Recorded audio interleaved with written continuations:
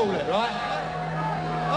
Oi, this is, London. London is the only place I want to play, right? You're trying to say to everybody, look, listen, I'm doing it for you, and they're saying, but so-and-so said that, and so-and-so said that. But they was bullshitting, they was lying. I'm with you. Oi, I'm with you, right? I'm with all of you. Right? I'll be with you if you be with me, right? Hey! We are the people that you don't want to know. We are the people that you want to wrap up in a cardboard box and say, right, you go over there. We are the people that you want to lift the carpet up and sweep that under the carpet and leave that there. People that put in the dustbin. They don't want to know people that work in factories, that just go on a dole, that end up drinking meths or so-and-so. They told me not to come back out here, right? They said, don't walk back out there, because it ain't right.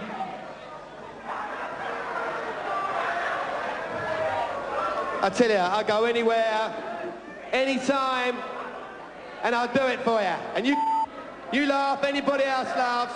You send your letters in to Public Image and all the other shit, but I will always be here, and I will always say what I think.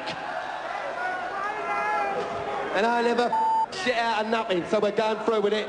No gear on. He's the greatest!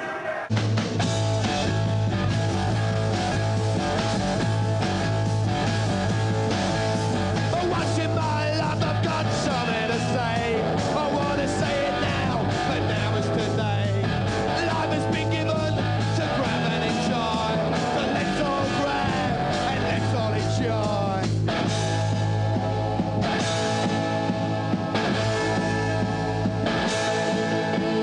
Kids, I am not in. They will never be divided. If the kids, I am not in. They will never be divided.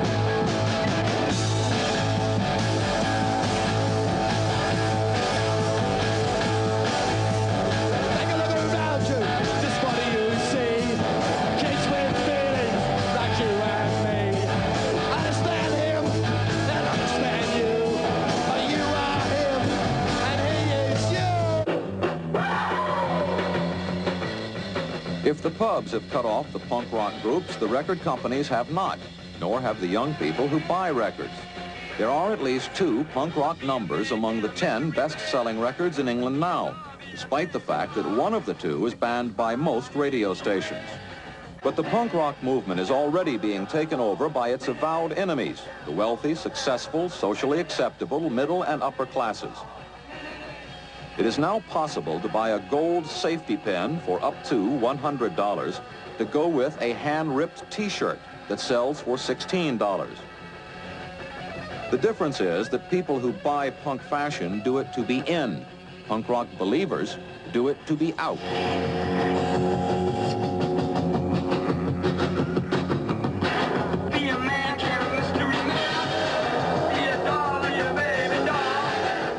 But as the true believers buy the records, they are making their working-class heroes wealthy.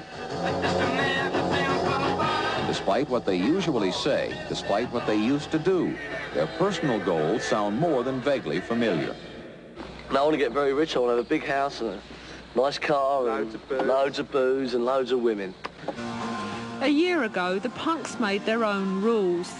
Now that punk and the music industry have come together, the rules have changed. Some groups haven't been able to play by these new rules. When you were at 100 Club, you told me you weren't nervous at all. You just got up there and sang Twist and Shout and the Lord's Prayer, and you just got up and did it, and now you're nervous. Yeah, I didn't have time to think about it. It just happened, and I went on the stage without thinking about it. Now, I've got nervous breakdowns and everything. Well, are you more nervous because there's more at stake? You want to get a recording contract, and it's more competitive now in a way.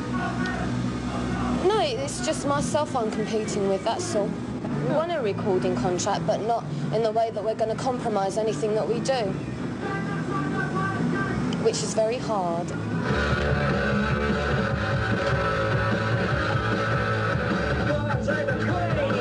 4:30 6:45. Good afternoon. I'm Dean Clark.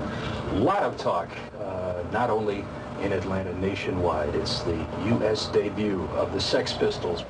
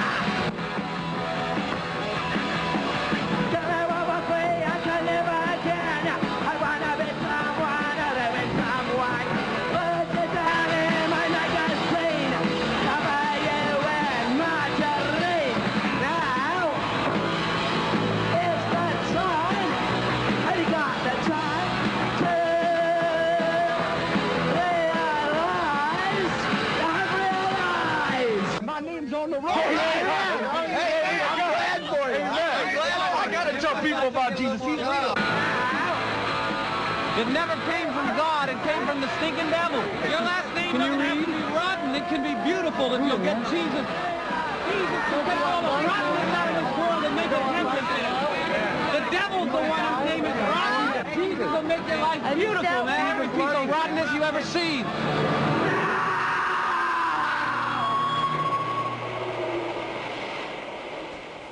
5251.